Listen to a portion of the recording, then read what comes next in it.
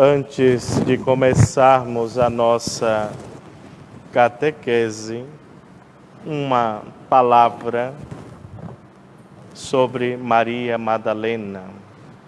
Será breve porque vocês já sabem que a catequese ela tem hora para começar, mas não tem hora para terminar.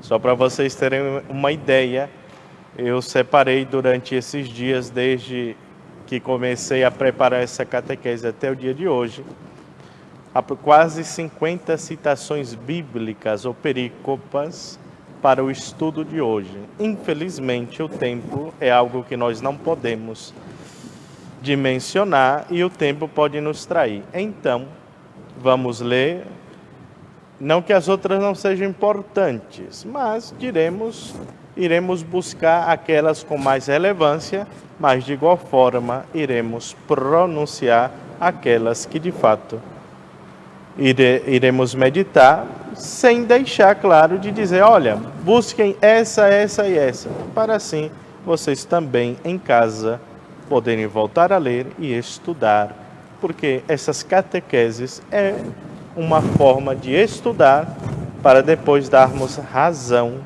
sobre a nossa fé e da razão da nossa fé. Maria Madalena, como eu já mencionei no início, é conhecida no Evangelho como aquela que foi liberta de 7 demônios. Aqui abro um parêntese para que vocês busquem a homilia do Padre José Augusto, e lá ele trabalhou muito bem a vida de Maria Madalena. Não irei entrar porque, como já mencionei, iremos falar sobre a idolatria hoje. Mas Maria Madalena, tendo 7 demônios, o 7 na Bíblia é plenitude. Imaginemos, ela tinha a plenitude da possessão demoníaca. O que significa isso? Que a vida dessa mulher já estava toda ela no pecado, toda ela na desgraça, fora de Deus. Por isso que muitos atribuem a prostituição. Só que nós iremos ver que a prostituição também é uma idolatria. O que quer dizer este simbolismo do 7 aqui para os demônios? Que Maria era uma idólatra. Maria Madalena, não Nossa Senhora, não vamos confundir. Era uma idólatra. Mas ao encontrar-se com Jesus se converte, e a primeira leitura de hoje nos mostra como é o amor, a relação entre o amante e o amado, a amada. É uma busca constante, porque só há sentido naquele que se ama. E sem dúvida, Cântico dos Cânticos mostra essa relação de Deus com seu povo. E Maria Madalena traduz muito bem esse encontro, o jardim, ela chorando na busca do seu amado, e o encontra, tanto que ela quer abraçá-lo. Mas agora ela tem uma nova missão, de ser portadora do anúncio da ressurreição. Primeiro que ela chamou Pedro e João. Depois ela foi a primeira a ter o contato com o ressuscitado. Então, é uma mulher importantíssima, a tal ponto que o Papa Francisco elevou a memória dela à festa. Por isso celebramos com glória a festa de hoje. O que nos quer dizer hoje celebrar Maria Madalena? Precisamos libertar-nos daquilo que nos separa de Deus, para viver do único necessário, nosso Senhor Jesus Cristo. Peçamos a intercessão de Maria Madalena para vivermos somente de Jesus. E para bem iniciarmos a nossa catequese sobre a idolatria, vamos invocar o Espírito Santo. Vem, Espírito Santo, enchei os corações dos vossos fiéis e acendei neles o fogo do vosso amor. Enviai o vosso Espírito, e tudo será criado, e renovareis a face da terra. Oremos.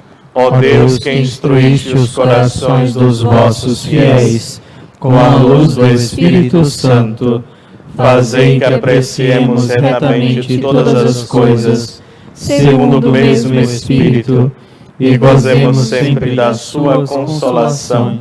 Por Cristo, Senhor nosso. Amém. Espírito Santo, ilumina-nos e santifica-nos. Queridos irmãos e irmãs, então, hoje vamos entender o que é a idolatria, o que é a veneração, e se nós católicos adoramos. De antemão, antecipamos, nós não adoramos imagem nenhuma, nós não adoramos a falso Deus nenhum, nós católicos adoramos a um só Deus, a Santíssima Trindade, 3 pessoas divinas, um só Deus, nada mais. Nós entregamos a nossa vida a Deus. Mas, padre, a gente entra nas igrejas, tem as imagens. Sim, a Sagrada Escritura não proíbe as imagens. Mas como, padre? Está lá em Êxodo 24. Calma lá, nós vamos chegar. O problema do protestantismo, eu vou colocar de uma maneira mais acertada. O problema de alguns do protestantismo, porque nem todos são irracionais, de alguns, e aí quem está incluído, me perdoe, mas tem que dizer a verdade, eles pegam uma parte e esquecem o resto. O que convém e o resto eles abandonam.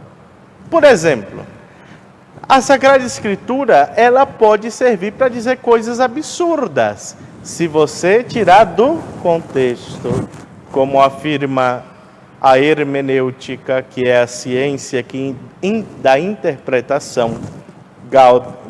Gadamer, o grande pai da hermenêutica, afirma: todo texto tem um contexto que sem ele se torna um pretexto, ou seja, se nós fugirmos do contexto, estamos diante de uma manipulação do texto. Cuidado. Iremos mostrar biblicamente como isso pode acontecer. Vocês acreditam que a Sagrada Escritura pode dizer que Deus não existe? Mas como, padre? A Sagrada Escritura vai dizer um absurdo desse? Vai dizer. Rafael, Salmo 14, Rafael. Em algumas traduções é o Salmo 13, mas é o Salmo 14, 1b. Não é para ler o A, Rafael. Salmo 14, 1b. O que diz o Salmo 14, 1b, senhor Rafael? Deus não existe. Opa! Repita, Rafael. Deus não existe. Então, se nós pegarmos o 1b, estamos dizendo que a Sagrada Escritura afirma a não existência de Deus. Pronto, podemos rasgar e fechar o barco. Mas, Rafael, como todo texto tem um contexto, vamos ver qual é o contexto. Vamos ler o 1a, porque esse foi o 1b. Leia, Rafael, 1a. O insensato diz... Opa, calma, Rafael. Quem que disse essa afirmação, Rafael? O insensato Continua, Rafael. diz no seu coração, Deus não existe. Calma, Rafael, calma. Vocês veem o que fazem com a gente? Eles tiram do contexto e nos dão essa afirmação. Assim fazem alguns protestantes conosco. E veremos em Êxodo 24 que existe um contexto no 3 que eles não querem que saibamos. Repita por última vez, Rafael, porque um texto sem um contexto é um pretexto. Então, em Salmo 14, versículo 1a e b, nos mostram cuidado com essas leituras sem contexto. O insensato diz no seu coração, Deus não existe. Então, essa aqui foi, na verdade, um alerta. Vamos ver o que é idolatria já. Não vamos em Êxodo 20. O que é idolatria? Hoje trouxemos uma nova voz para o Rafael não cansar. São muitas citações bíblicas. Hoje nós trouxemos a irmã Terezinha que vai nos ajudar a ler. Dienes, o que diz Êxodo 32. Me leia do 1 ao 4. Êxodo, você que está em casa, anota aí. Êxodo 32, do 1 ao 4. O contexto é o seguinte: Moisés foi para a montanha e demorou. Então o povo que foi libertado lá, foi liberto da escravidão, começaram a dizer: façamos alguma coisa. O que foi que eles pediram? Êxodo 32, de 1 a 4. Aí vamos entender o que é idolatria de Enes. Então, o povo viu que Moisés tardava em descer da montanha. Congregou-se em torno de Araão e disse: Vamos, fazemo-nos um Deus que... Opa, calma.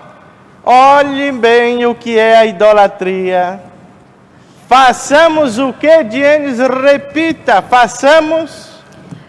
Façamo-nos um Deus que vá à nossa frente. Opa, então, olha o que é a idolatria. Se você perguntar a um protestante o que é idolatria, não, idolatria é prostrar-se na imagem e dar um beijo nela. Aí você pergunte para esse, eu ia dizer infeliz, mas você não diga infeliz não. Você pergunte para esse filho de Deus, tá bom, então adoração, idolatria é você beijar uma imagem, é você tocar numa imagem, é você se ajoelhar diante de uma imagem, é isso? Tá bom. Você beija sua esposa? Beija. Oxe. Ela não é uma imagem não, ela não é uma pessoa não. Então você está beijando, você é um idólatra, seu sem vergonha. Indo na sua mentalidade tosca.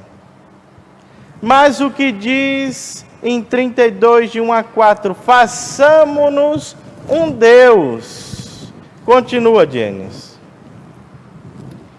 Vamos, fazemo-nos um Deus que vá à frente, porque a esse Moisés e a esse homem que nos faz subir à terra do Egito, não sabemos o que lhe aconteceu.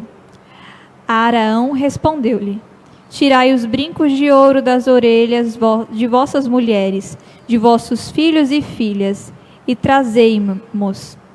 Então o povo tirou das orelhas os brincos e os trouxeram a Araão. Este recebeu o ouro de suas mãos e fez fundir um bezerro. E fez fundir em um molde e fabricou com ele uma estátua de bezerro. Calma aí, Diane. Vocês veem que agora os protestantes começam, tá vendo? Eles fizeram uma estátua de um bezerro, mas eles esqueceram o que foi dito antes: façamo-nos um Deus. O que está por detrás da idolatria?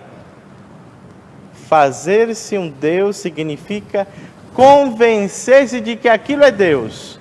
A diferença do Deus verdadeiro é que, você crendo ou não crendo, Deus continua sendo Deus.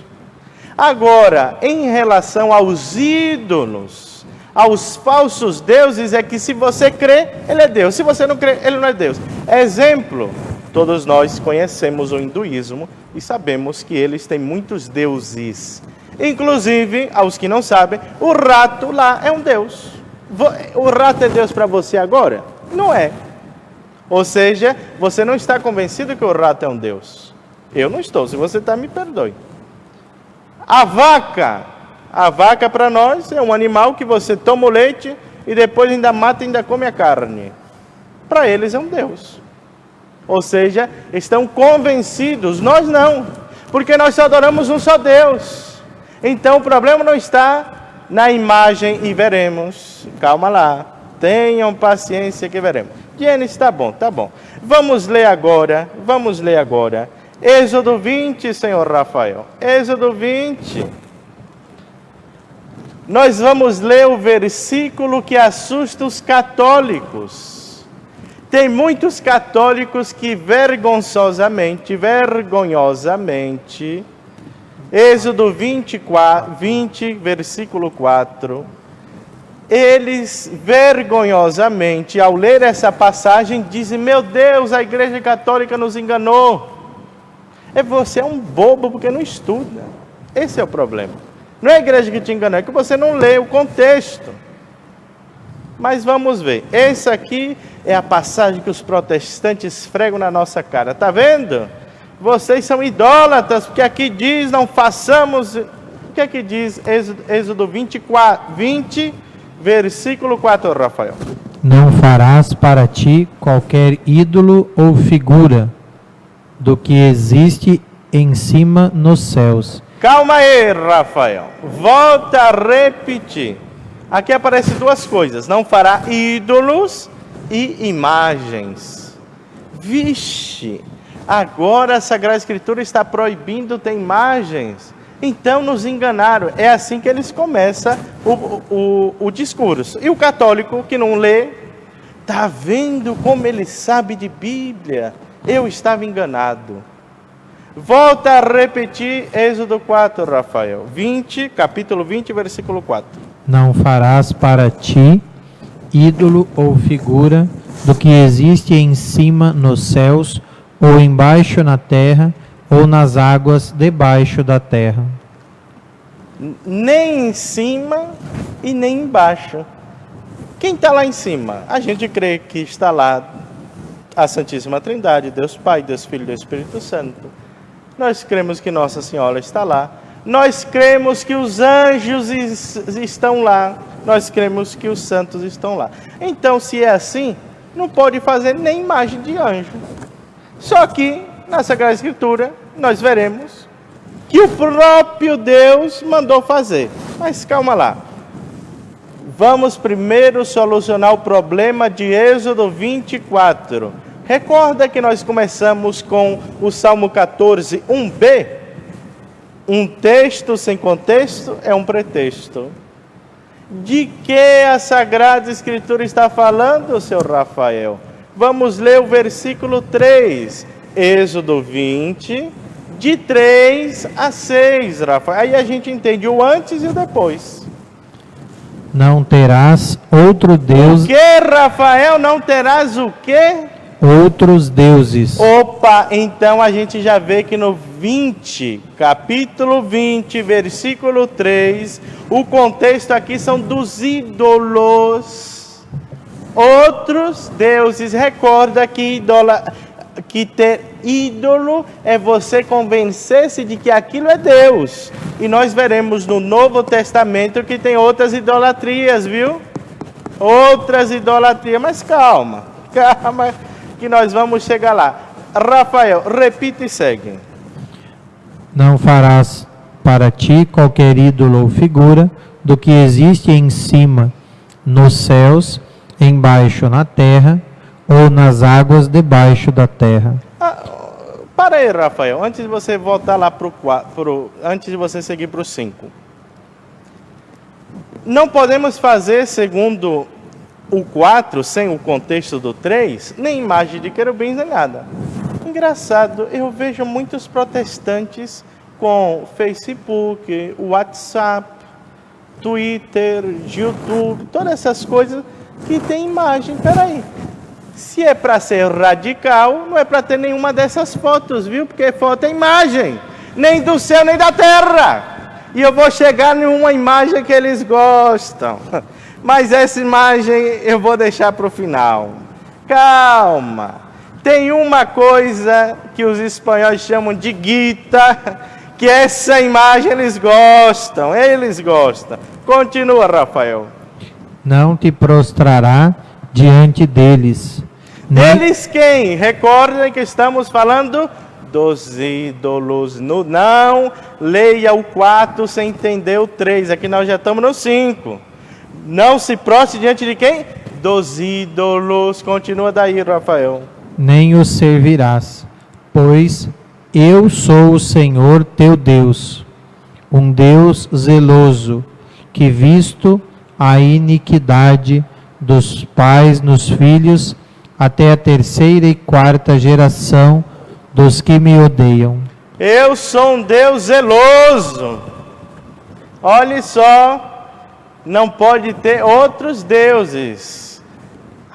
não pode se prostrar diante das imagens, não pode fazer procissão. Nós vamos ver biblicamente a primeira procissão, 2 Samuel, e vamos ver a prostração de Josué. Mas calma lá, vocês têm muito pano para manga. Rafael, Êxodo 25, Rafael. Nós vimos que não se pode fazer imagens, nem do céu, nem da terra. Mas espera aí. E se a Sagrada Escritura mandar fazer? Não estaria se contradizendo? E se Deus, que acabou de dizer não façais imagens, Ele mandar fazer? Princípio de contradição, princípio básico da lógica. Uma coisa não pode ser e não ser ao mesmo tempo. Ou Deus manda não ter nada, ou Deus manda ter tudo. Princípio de contradição, meu povo. Guarda isso. Guarda isso. Vamos ver o que acontece no 25, Rafael. Versículo 8. Nós vamos ler do 8 ao 9, do 16 ao 29, com alguns saltos, e depois o 40. Quem manda fazer o quê e o que nós estamos? Observem, Êxodo 25, versículo de 8 a 9, Rafael. Que me façam um santuário para eu morar no meio deles. Exatamente o modelo da morada e seus utensílios que eu te mostrarei, e assim o farei. Quem será que está falando isso? Leia o 7, Rafael. Pedra de ônix e pedras de engate para efom e o peitoral. Continua, Rafael. Leia de novo o 8. Que me façam um santuário para eu morar no meio deles. Bom, nossa tradução limitada não aparece, mas nós podemos muito bem entender que no 8 e no 9, como o templo é de Deus, e quem está falando é Ele. Ou seja, agora estamos diante das instruções de Deus. É só você ler o capítulo 25 inteiro, que nós estamos diante da construção. Então o Senhor vai dando umas instruções. O Rafael vai ler o versículo primeiro só para entendermos melhor. O Senhor falou a Moisés. Quem falou, Rafael? O Senhor. Quem é o Senhor, meu povo? É Deus! É Deus! Graças a Deus, Ele é Deus, viu? Então aqui são as instruções de Deus. Volta a ler o 8, Rafael. Que me façam um santuário para eu morar no meio deles. Então estamos falando de um santuário para que Deus more. Preste atenção, por favor. É Deus que está mandando fazer um santuário para Ele, e Ele vai morar nesse santuário. Se for verdade o que dizem os protestantes, utilizando somente o 20, versículo 4, então não poderia ter imagem nenhuma. É Deus que está mandando. Continua, Rafael. E na arca porás as tábuas do testamento que eu te darei. Fará também um propiciatório de ouro puro, de 2 covados e meio de comprimento, 1 covado e meio de largura. Fará 2 querubins de ouro. O que, Rafael? Farás o quê? 2 querubins. Repita, Senhor Rafael. Fará 2 querubins de ouro. Espera aí. Não se pode... Volta lá em Êxodo 24, Rafael. Êxodo 24. Porque, segundo os protestantes, não se pode fazer imagem nem do céu nem da terra. Leia de novo, Rafael, por favor. Não farás para ti ídolo ou figura do que existe em cima nos céus, embaixo na terra e nas águas debaixo da terra. Os querubins estão aonde? Volta a ler 25:9, Rafael.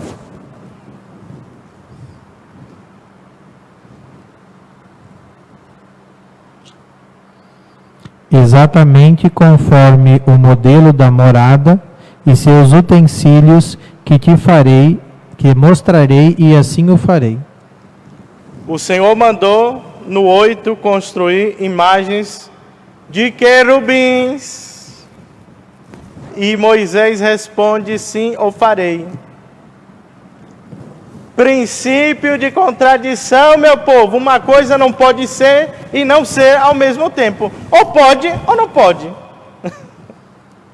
Então, o que recrimina a Sagrada Escritura é ter ídolo e não imagem. Se o próprio Deus mandou construir querubins, e vamos ver as medidas dos querubins, viu? Não era um querubinzinho não era um anjinho não, que você pegava na mãozinha não, era grande. Vamos ver as dimensões daqui a pouco. Mas eu quero que vocês me sigam. Se fosse proibido fazer imagens, então, a imagem pela imagem, o próprio Deus não mandaria fazer querubins. Estão entendendo ou não? Eu acredito que sim. Vamos, Rafael, para o 16. Começa a ler do 16, porque nós vamos começar a ver as instruções de Deus. Como é que Ele quer que seja construído? E na arca porá as tábuas do testemunho, que eu te darei. Fará também um propiciatório de ouro puro, de 2 covados e meio de comprimento e 1 covado e meio de largura. Fará 2 querubins de ouro. O que, Rafael? Repita, Rafael. 2 querubins de ouro. Novamente, o próprio Deus está dando as instruções para construir os querubins. Se fosse verdade que não pode construir nada no céu, na terra ou no mar, querubins não ia poder estar na arca do propiciatório, no lugar sagrado, santo, onde Deus habita. Continua, Rafael. Em obra lavrada os fará, nas 2 extremidades do propiciatório. Ótimo, o propiciatório, calma, Rafael, calma. O propiciatório era o lugar onde se faria o sacrifício, e ao tocar o propiciatório, todos iriam ser purificados com o sangue do Cordeiro, que depois Cristo será este Cordeiro propiciatório. Mas isso é outra conversa. Rafael, leia o 22, vamos para o 22. Ali me encontrarei. Opa! Nesse lugar onde tem querubins, Deus disse que ali ele se encontrará. Não é contraditório? Acaso ele não disse que no 24? Então, o que não se pode é ter ídolo. A imagem não é ídolo, entenda isso. Nós católicos temos a consciência tranquila, porque quando estamos diante de uma imagem, ela não é ídolo, ela é uma imagem. Rafael, lê o 40, Rafael. Vamos pular para o 40.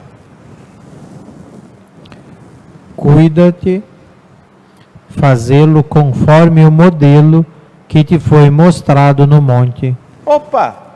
Quem está falando aqui é Deus, viu? É só você ler os versículos anteriores. Quem está falando é Deus. Então cuide para fazer nos moldes que eu estou mandando. Só com essas citações já ficaria claro que o ter imagem não é o problema. O problema é ter ídolo. Nós vimos no 32, versículo de 1 a 4, que ter ídolo é considerá-lo, é convencer-se de que ali é Deus. Nós não cremos que as imagens são deuses.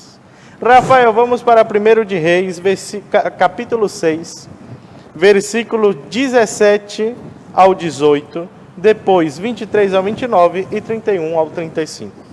1 de Reis, capítulo 6, versículo 17 e seguintes. Mas nós iremos ler o 17 e 18, o 23 e 29 e o 31 e 35.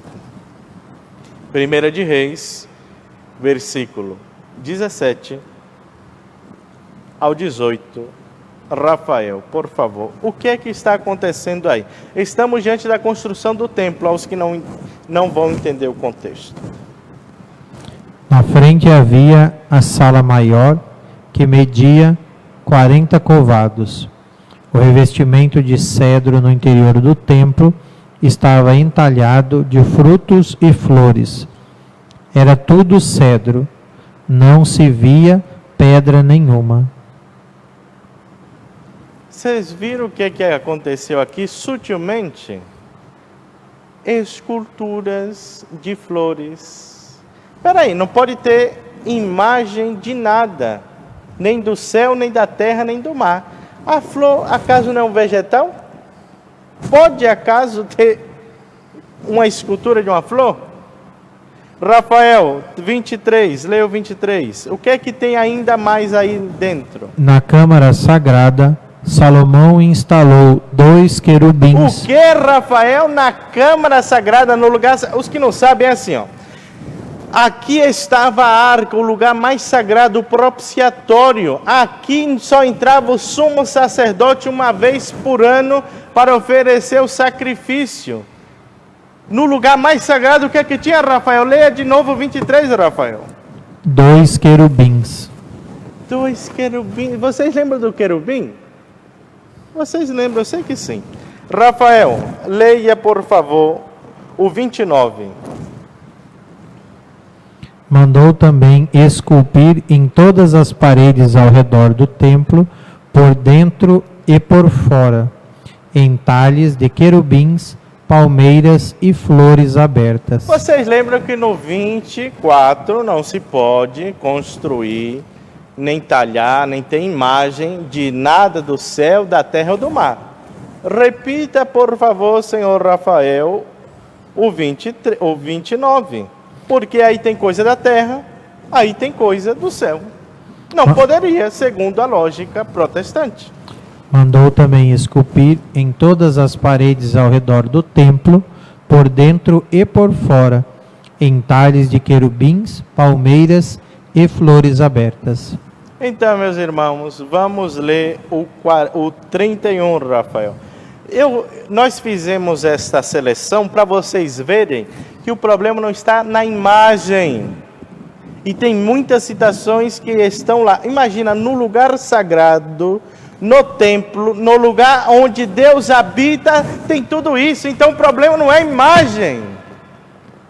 Leia o 31, Rafael, por favor. Para a entrada da câmara sagrada, fez portas de madeira de oliveira, com marco de 5 molduras. Nas portas de madeira de oliveira, mandou esculpir querubins. Repita, senhor Rafael, porque na porta também tinha uma escultura e não podia, segundo os protestantes, não segundo a Sagrada Escritura. A Sagrada Escritura permite, leia de novo, Rafael 32. Mandou esculpir querubins, palmas e flores abertas, que revestiu de ouro. Opa, eles reclamam que o ouro, que as igrejas têm ouro, para Deus é o melhor. O ouro era o melhor que se tinha na época, então para Deus se reserva o melhor. O 35, Rafael. Nelas mandou esculpir querubins, palmas e flores abertas, e revestiu os entalhes com lâminas de ouro. Vocês veem mais uma vez que tem esculturas, tem imagens, tem talhados de flores, de palmeiras, coisa que, se nós seguirmos a ideia protestante, a Sagrada Escritura estaria sendo uma idólatra, e nós estamos vendo que não é isso. Quem não entendeu foram eles. Rafael, vamos para a 2 de Crônicas, capítulo 3, versículo 10. 2 de Crônicas, capítulo 3, versículo 10. Vamos ler o 10 e o 14. Você em casa depois lê o Crônicas inteiro. Mas nós vamos ler 2 de Crônicas, capítulo 3, versículo 10 e 14, Rafael. No Santo dos Santos, Opa! No Santo dos Santos, no lugar mais sagrado do templo, o que é que tinha, Rafael? instalou 2 querubins, Instalou o que, senhor Rafael? 2 querubins esculpidos. Opa, peraí. Princípio de contradição. Uma coisa não pode ser e não ser ao mesmo tempo. Se no 24 diz que não pode talhar nada, não pode ter imagem, e agora no 2 Crônicas 3:10 tem, no Santo dos Santos, é porque, meu irmão, você protestante, ou você católico que não sabe e cai na conversa do protestante, não leu a Sagrada Escritura. Leu 14, Rafael. Ele fez a cortina de púrpura roxa e vermelho de carmesim e de linho fino, fez adorná-la com figuras de querubins. Adornou com que, senhor Rafael? Leia de novo, por favor. Figuras de querubins. Não podia ter figura e agora tem até figura de querubim no Santo dos Santos. Vamos continuar em Crônicas, Rafael. 2 Crônicas, capítulo 4, versículo de 2 a 4. E veremos mais uma vez que tem imagens, tem figuras. 2 Crônicas, capítulo 4, versículo de 2 a 4, Rafael. Ele fez de metal fundido o mar com 10 covados de um lado a outro. Era redondo e tinha 5 covados de altura, 30 covados de circunferência. Debaixo havia por toda a circunferência um friso com figuras de touro por 10 covados, rodeado o mar em 2 fileiras e fundidas por ele numa só peça. O mar repousava sobre 12 touros, entre eles voltados para o norte, 3 voltados para o norte, 3 para o oeste, 3 para o sul e 3 para o leste. Peraí, senhor Rafael. Até agora nós tínhamos visto esculturas e imagens da terra e do céu. Agora apareceu até do mar. Não se poderia ter imagens, figuras nem do céu, nem da terra, nem do mar. E agora apareceu. O mar é feito de bronze. Aos que não sabem, aqui estamos diante dos detalhes do templo. E Deus vai dizer daqui a pouco, vamos chegar lá, que Ele aprovou.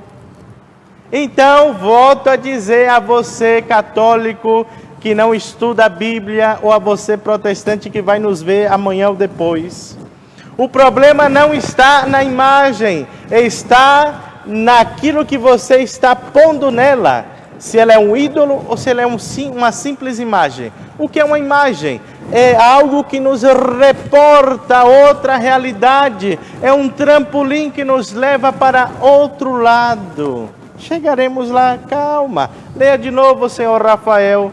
2 de Crônicas, capítulo 4, versículo de 2 a 4, porque aí tem imagens do céu, da terra e do mar. Ele fez de metal fundido o mar com 10 covados de um lado a outro. Era redondo e tinha 5 covados de altura, com 30 covados de circunferência. Debaixo havia toda a circunferência um friso com figuras de touro, 10 por covado, rodeado o mar em 2 fileiras e fundido com eles numa só peça. O mar repousava sobre 12 touros, 3 deles voltados para o norte, 3 para o oeste, 3 para o sul e 3 para o leste. O mar se elevava sobre eles, todos com as costas voltadas para dentro. Nós vimos que dentro do Santo dos Santos há imagens e que o problema não está em tê-las. 2 Crônicas, capítulo 5, versículo 7, Rafael. 2 Crônicas, capítulo 5, versículo 7. Nós estamos diante do Santo dos Santos. E os sacerdotes introduziram a arca da aliança do Senhor no seu lugar, na câmara sagrada do templo, o Santo dos Santos, sob as asas dos querubins. Sobre as asas de quem, senhor Rafael? Dos querubins. Espera aí, no Santo dos Santos depositaram a arca que estavam as tábuas da lei, o manar. Alguns dizem que até tinha o báculo de Moisés, mas tudo bem. Esses dois são fundamentais para o povo. E lá tinha as imagens dos querubins. Mas não pode ter imagem nem do céu, nem da terra, nem do mar. Então é sinal que você, protestante, me perdoe, mas você entendeu errado. E pelo tempo que já está correndo, e nós temos muitas citações bíblicas, eu irei somente mencionar. Anota aí, por favor. Anota e leia, e não caia mais nesse conto protestante que quer nos enganar. Nós não adoramos imagens. Êxodo 26, capítulo 1, Êxodo capítulo 26, versículo de 1 e seguintes. Lá veremos que nas cortinas do templo tinham imagens de querubins bordadas. Êxodo 26, versículo 1 e seguintes. Êxodo 28, de 31 a 33. Lá nós temos imagens de ramos. Êxodo 28, de 31 a 33. Nós temos também chifres dentro do templo, mas não pode ter imagem. Chifre na imagem, não é de boi? Êxodo 30, de 1 a 2. Êxodo capítulo 30, versículos de 1 a 2. Lá tem imagens. Êxodo 36, versículo 8. Lá tem as cortinas com querubins. No 35 tem imagens de querubins bordadas, pintadas. Êxodo 36, versículo 8 e versículo 35. Êxodo 37, no versículo 7, 19 e 25, lá aparece tanto os querubins como, de novo, os chifres. Êxodo 37, 7, 19 e 25. E Êxodo 38, versículos de 1 a 2, também aparecem os chifres. Êxodo 38, de 1 a 2. Outras passagens bíblicas que fortalecem a ideia que dentro do templo tinha imagens é 1 de Reis, capítulo 7, versículos de 19 a 20, de 23 a 25. Ali aparecem as guirlandas, ou em algumas traduções aparece como... Agora eu esqueci o nome, mas o que é que são? São aquelas imagens romanas que em cima eles tinham os desenhinhos. A tradução é guirlanda, mas em algumas aparecem com um nome meio difícil, mas já estou traduzindo para você. 1 de Reis, capítulo 7, versículo 19 a 20, 23 a 25 e 27 a 29. Você está aí na tela. E do 27 ao 29 aparece a figura de leões. Outras esculturas que aparecem está em 1 de Reis, capítulo 10, versículo de 19 a 20. Lá no trono de Salomão tem leões. Oxe, não pode ter imagem no trono do rei que sabe o que agradou a Deus, tem leões. E também tem touros, viu? Também tem touros. E também você pega na sua Bíblia Ezequiel, capítulo 41, versículos 18, 20 e 25. Lá, tanto no 18, como no 20, como no 25, aparecem os querubins. Outra vez, imagens de querubins. Para mostrar que o problema não está em ter imagens. Porque a imagem, ela nos transporta, nos leva a outra realidade. É sagrada, a gente respeita, mas não é Deus. Entendam isso, por favor. Nós temos essa consciência. Fica tranquilo. Se fosse verdade o que nos acusa os protestantes, que não pode ter imagem nenhuma, então, por que em Números 21, capítulo 21, versículo 8, o que é que acontece aí, Gênesis? O que é que está em Números 21, capítulo 21, versículo... Me interessa o 9, mas a gente precisa entender o 8. Números 21, versículo 9 é o que me interessa. Mas vamos ler o 8 de Enes. O Senhor disse a Moisés... Quem que disse de Enes? O Senhor disse a Moisés... Olha que é Deus falando. O que Deus fala de Enes?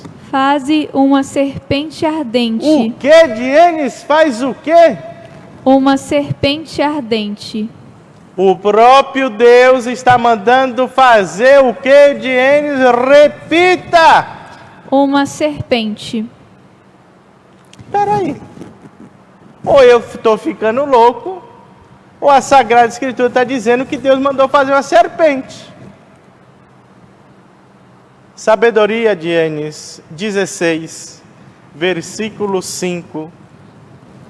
Capítulo 16, versículo de 5 a 7.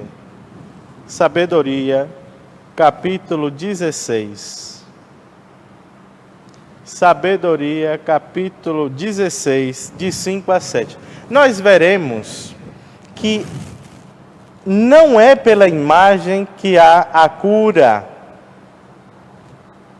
É porque Deus, através de, realiza a sua obra. É sempre Deus que... Os protestantes nos acusam. Não, que vocês tocam nessas imagens, que eles não fazem nada, que quem faz... Meu irmão, isso a gente já sabe. Mas olha o que diz Sabedoria 16. A imagem nos leva até Deus.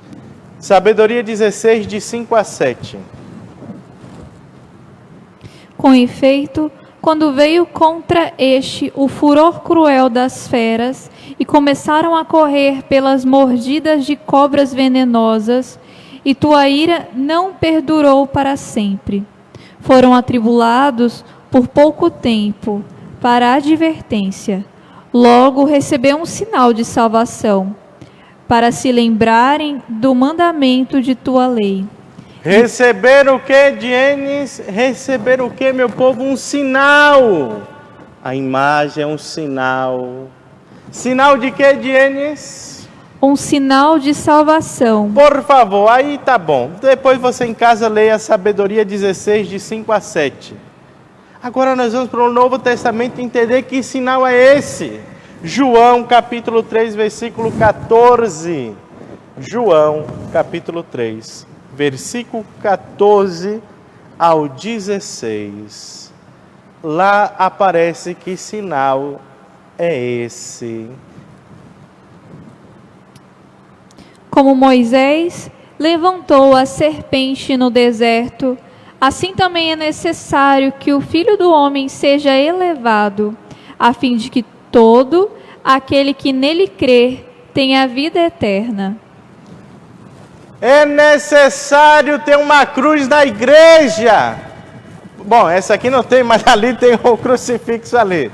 Um dia vai ter com a graça de Deus. Para quê? Volta a ler, Dienes, para quê? Como Moisés elevou a serpente no deserto, assim também é necessário que o Filho do Homem seja elevado, a fim de que todo aquele que nele crer tenha a vida eterna. Aleluia! Precisamos da cruz. Aí o protestante nos diz, não, que a gente entra naquela igreja e está o Cristo morto, o Cristo está vivo. Gálatas 3:1, Dienes, 3:1, Gálatas 3, capítulo 3, versículo 1. Olha o que São Paulo diz a você, que não sabe o que é o Cristo crucificado. Ó Gálatas insensato. Ó Gálata protestante insensato. Continua, Denis. Quem vos enfeitiçou? Quem? Lutero? Sai para lá, acorda. Não foi Lutero, não.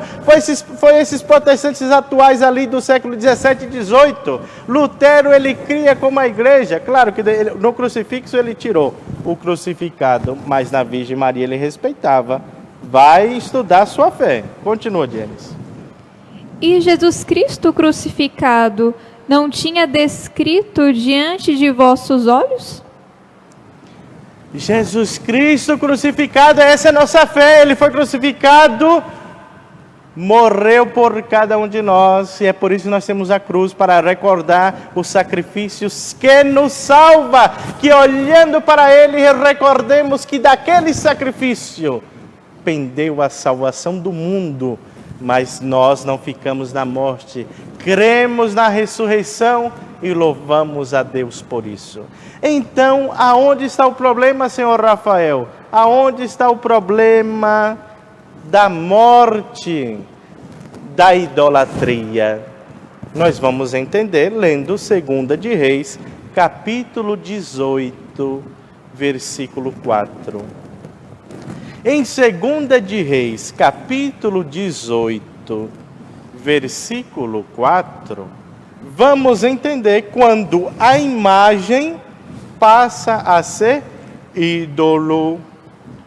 2 de Reis, capítulo 18, versículo 4 e seguinte. Mas vamos ficar no 4 por enquanto, Rafael. Destruiu os lugares altos e destroçou os pilares, derrubou o poste sagrado e despedaçou a serpente de bronze feita por Moisés. Pois os filhos de Israel ainda queimavam-lhe incenso,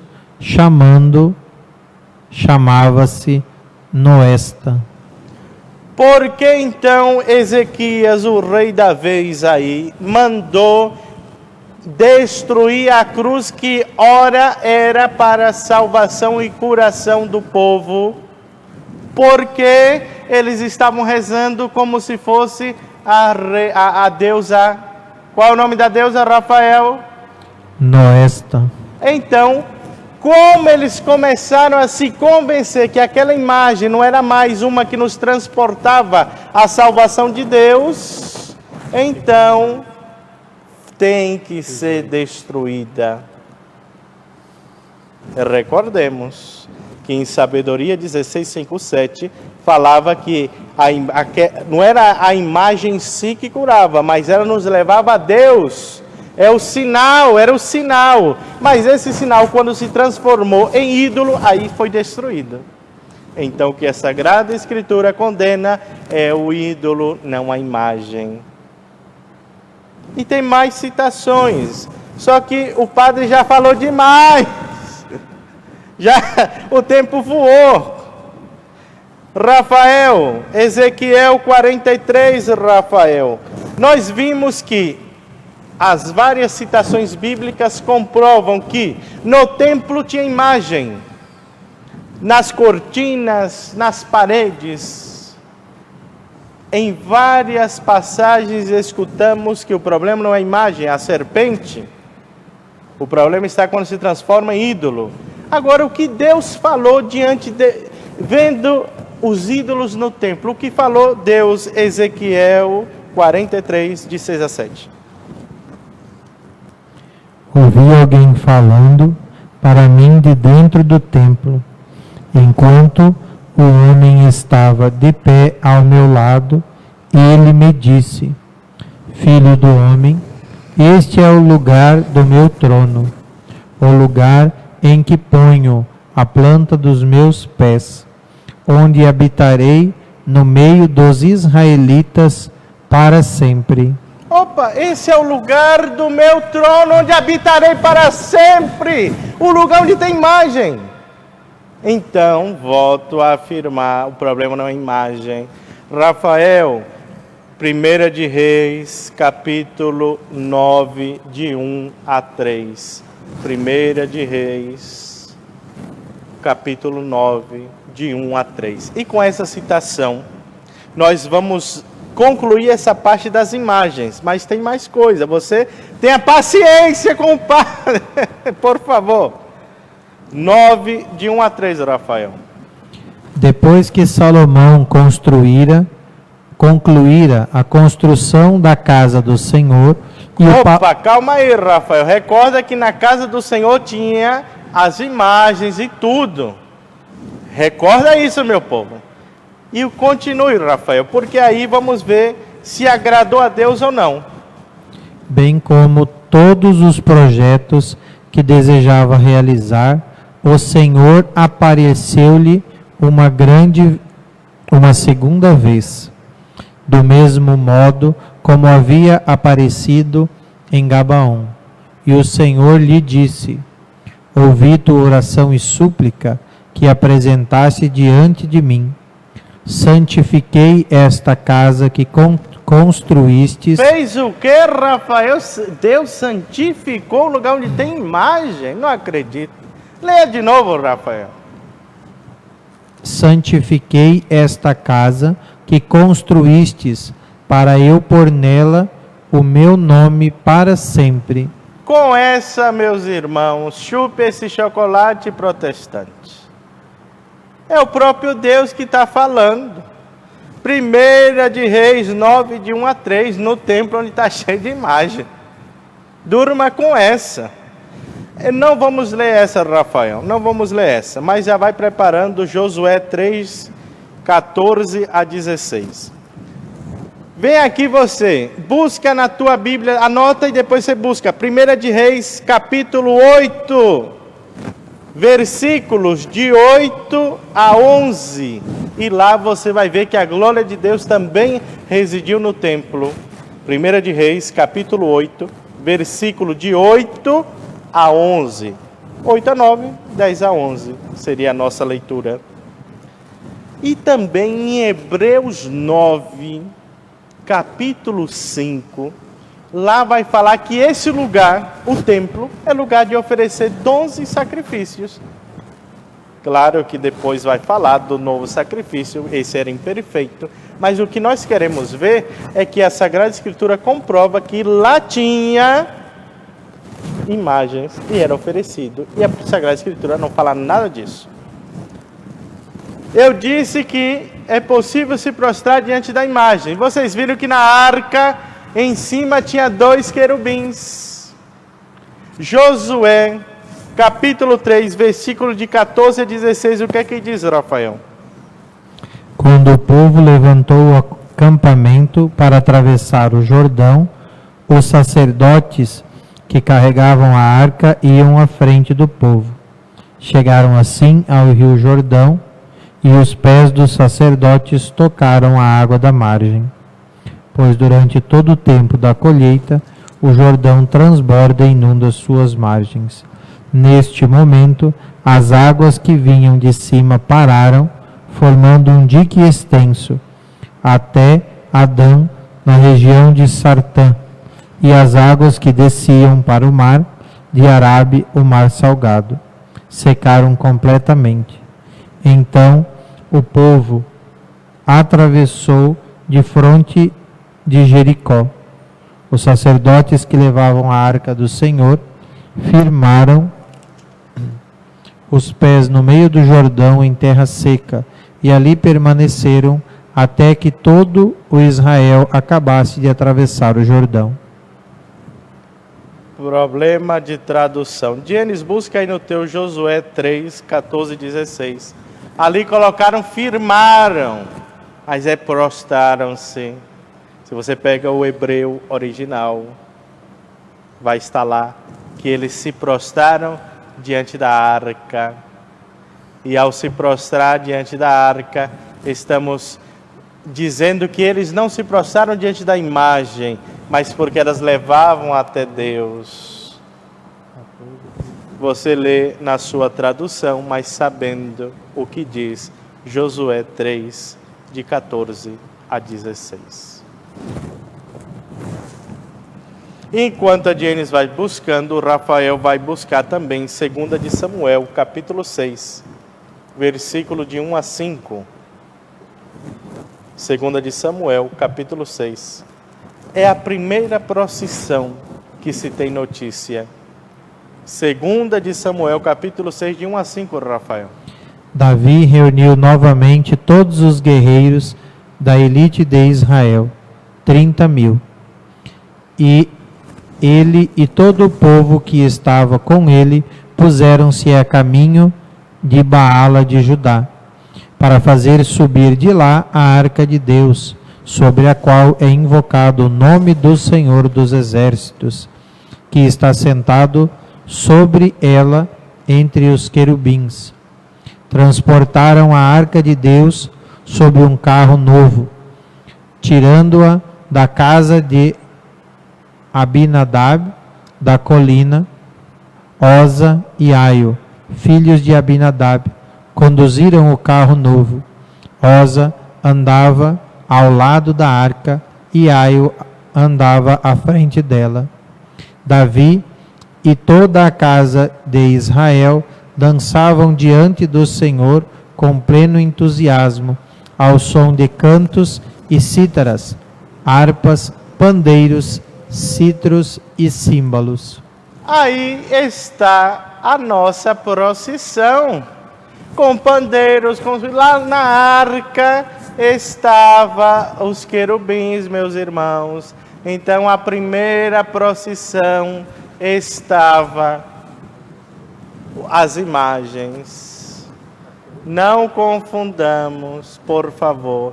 As imagens são um transporte, nos leva a outra realidade. Depois você busca Josué 3, de 14 a 16, porque o tempo está mais que ultrapassado. Eu vou dizer umas citações bíblicas aqui, e você vai buscar em casa. O Salmo 115, versículo 5, lá é aquele que diz: tem boca e não falam e tal. Só que os protestantes usam isso para dizer que nossas imagens não falam. A gente não é burro. A gente sabe que ela não fala, que ela não escuta. Mas a Sagrada Escritura, no versículo anterior, que é o 4, está falando dos ídolos, e nós já vimos que os ídolos são convencer-se de que ali está Deus. Não esqueçamos disso. Então, quando o protestante bater na sua porta, Salmo 115, ele vai te ler o 5, aí você diz, lê o 4, porque no 4 está a explicação de quem é que não fala, os falsos ídolos. Nós temos muitas citações, meus irmãos, me perdoem, não vai dar tempo, mas no Novo Testamento aparecem outras idolatrias, e eu quero só com essa concluir. Iríamos falar da intercessão, mas são muitas citações. Outro dia podemos sintetizá-las. Quais são as novas idolatrias, Gienes? Efésios 5:5 e Colossenses 3:5. Efésios 5:5 e Colossenses 3:5. O Novo Testamento nos fala de uma nova forma de idolatria, seja do culto ao homem, como o homem sendo Deus, como outras coisas. Comecemos com Efésios 5, Gienes. Efésios 5:5. Pois é bom que saibais que nenhum fornicário ou impuro ou avarento que é idólatra... Opa! Então apareceu uma nova classe. O fornicador. Sabe quem é o fornicador? Aquele que não é casado e está tendo relação sexual. Esse é idólatra. Qual a outra classe de idólatra, Gienes? Impuros ou avarentos. Os avarentos, aos que não sabem, são aqueles que buscam o dinheiro em primeiro lugar.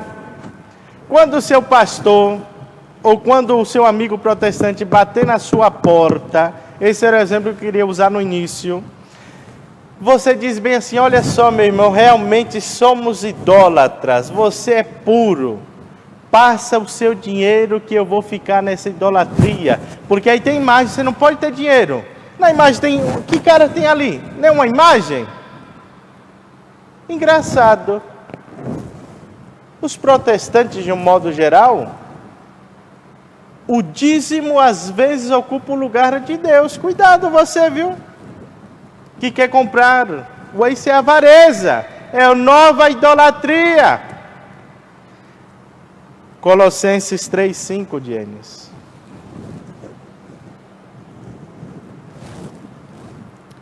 Mortificai, pois, vossos membros terrenos, fornicação, impureza, paixão, desejos maus e a concupiscência, que é idolatria.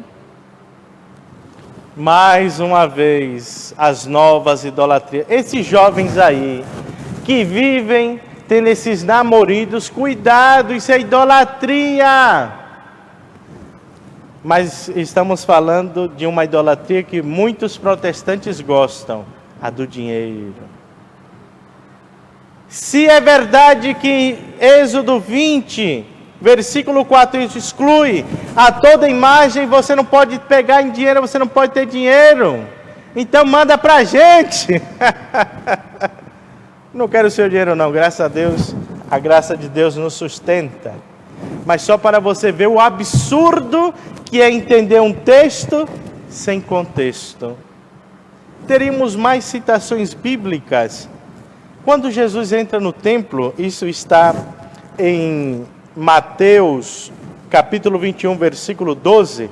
Jesus, quando expulsa os mercadeiros do templo, não quebra as imagens estavam lá. Ele expulsou os cambistas, quem tem Deus, o dinheiro. Isso foi que ele expulsou. Então, se você tem uma pessoa, o dinheiro, o trabalho, a sua família que ocupa o lugar de Deus, isso é idolatria. Mas não venha dizer que nossa imagenzinha é idolatria, porque a Sagrada Escritura não proíbe. Agora, se tem um católico desinformado que vê essa imagem e acha que é Deus, aí você tem que ir para o hospício, meu irmão. Porque nós só adoramos a Deus, a Jesus presente na Eucaristia. Eu poderia citar muitas de Atos dos Apóstolos, falar sobre a intercessão dos santos, e nos ficariam sobrando muitas citações. Perdão demorar tanto, mas que fique claro, nós católicos não adoramos imagens. Elas não estão proibidas. O que se proíbe e é pecado mortal é ter algo ou alguém ocupando o lugar de Deus. Se você tem, se converta enquanto é tempo.